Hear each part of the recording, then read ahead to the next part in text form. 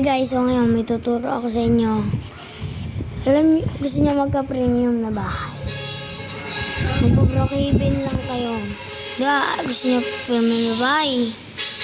Kaso, wala pa siyang magamit sa loob. Kaya na maglalagay. Kung gusto niyo malagyan ng mga damit-damit, ganun. Kaya pupunta kayo sa yung bag para magkaroon ng mga gamit. Diba? Yung pinakauna dito. Tapos, ito. Pindutin nyo. Pangatlo. Yun lang. Tapos, yung sa premium na bahay naman, nagawa kayo ng bahay na sira-sira, yung di pa gawa. Alam niyo yun? Yung sira-sira, yung may mga kahoy-kahoy pa. Di pa gawa. Tapos,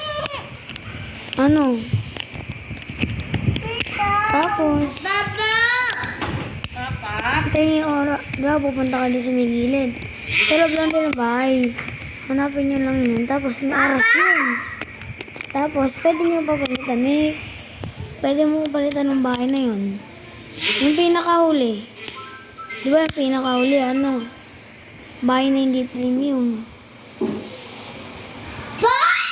Yung bago maghuli. Oo. Tapos lalagyan nyo lang ang mga gamit. Ipindutin nyo lang, hintayin nyo lang oras. Yun lang guys. Salamat sa panonood. Subscribe. And click nyo na rin ang bell button.